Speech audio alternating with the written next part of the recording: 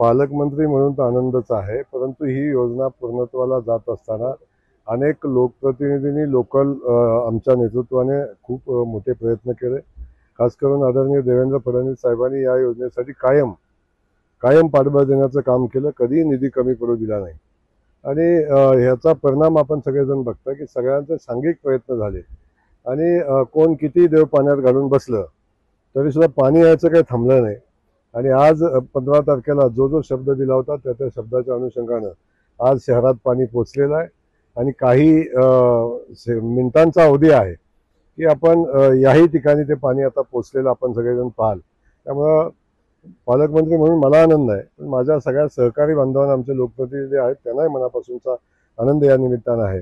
आणि शहरवासियांना तर अत्यानंद होईल की आता आमचा पाण्याचा प्रश्न कायमचा सुटला। मी आता माहिती घेता घेता बघितलं 1979 सालचा 1979 हे अलीकडचा 1979चा पंप हाऊस आहे। तेव्हापासून त्याला जे नव्यानं जसं शहर वाढते तसा पाणी पुरवठ्याच्या सुविधा वाढल्या पाहिजेत आणि ते नव्यानं काही गोष्टी इथं केल्या पाहिजेत, ते आता होताना आपण पाहतोय। त्यामुळे आता पाणी शहरवासियांसाठी समांतर पाईपलाईनचं पाणी आज शहरात पोचलेलं आहे। आता ते इथंही काही मिनिटात पोचतंय आणि त्या अनुषंगानं आता शहराचा जो पाण्याचा फ्लो होता तो आता मला वाटतंय कधी 5-6 दिवस 7 दिवस असं पाणी यायला लागायचं।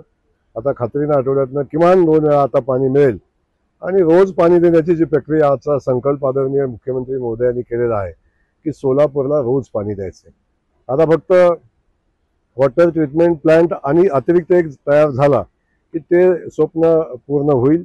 त्यामुळे हे जे पाणी आहे, आज जे पाणी येते हे शहराला रोज पाणी देण्या एवढ्या क्षमतेचं पाणी आजही शहरामध्ये आता येणार आहे। त्यामुळे फक्त वॉटर ट्रीटमेंट प्लांट जो होता त्याचाही जागेचा विषय संपलाय, टेंडर झालंय आणि ते पूर्ण एकदा झालं की मला वाटतं या शहराला रोज पाणी मिळेल एवढं पाणी आज शहरामध्ये उपलब्ध झालेलं आहे।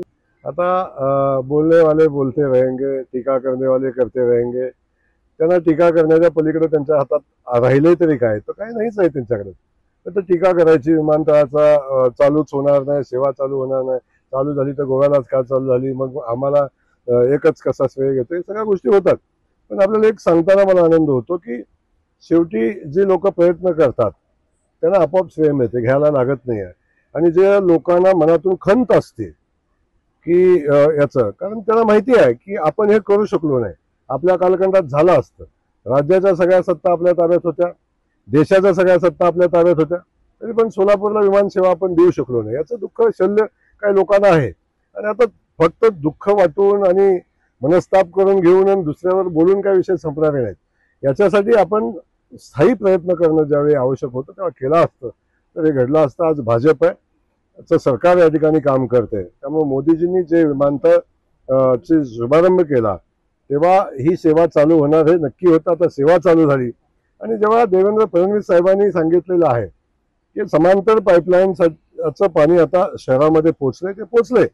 आता टीका झाली तरी पोचलेलंच आहे, तेव्हा आता पोचल्या म्हणतील, मग आता शहरात काय फरक पडणार आहे, तेही पडेल, काळजी करू नका। आता आम्ही महापालिकेचे जवळजवळ 9 कोटी रुपये वाचवले, जमीन आता आम्ही शासनाकडून मोफत जमीन आपण घेतोय, टेंडर झालेला आहे। तो ट्रीटमेंट प्लांट चालू झाला की मी खात्रीने आपल्याला सांगतो की शहराला रोज पाणी देण्याची क्षमता आज आमच्यामध्ये तयार झालेली आहे। जलशुद्धीकरण केंद्राचा एक मोठा अडथळा होता तो वन विभागाच्या जमिनीचा, तो मार्ग लागलेला आहे।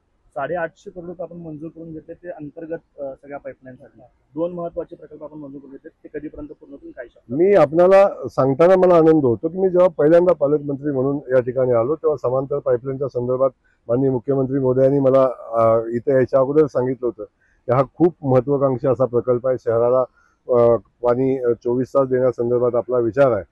तेव्हा जेव्हा मी इथं आल्यानंतर बैठक घेतल्यानंतर काही गोष्टी समोर आल्या की जरी आज आपण समांतर पाईपलाईनचं पाणी इथं पोहोचवलं तरी जोपर्यंत वॉटर ट्रीटमेंट प्लांट दुसरा बसत नाही तोपर्यंत याच्यात काय खूप मोठं काय बदल घडेल अशी परिस्थिती नाही।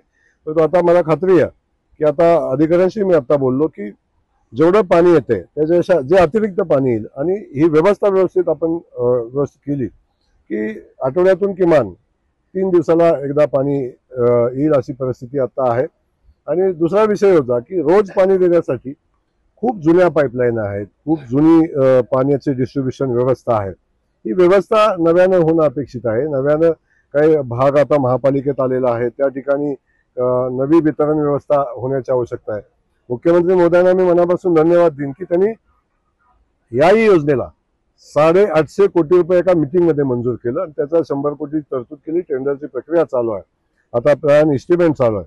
हे झालं की मला वाटतं महिनाभराच्या अंतरामध्ये त्याचं टेंडरही निघेल आणि जे 850 कोटी रुपयाची वितरण व्यवस्थाही चं काम चालू होईल. त्यामुळे या सगळ्या व्यवस्था जेव्हा एकत्र येऊन काम करतील आणि ह्या सगळ्या व्यवस्था निर्णायक टप्प्यावर येतील तेव्हा शहराला रोज पाणी देणं हे जे मुख्यमंत्री महोदयांचं आणि आमच्या लोकप्रतिनिधींचं स्वप्न आहे, भारतीय जनता पक्षाचं स्वप्न आहे, ते पूर्ण होईल.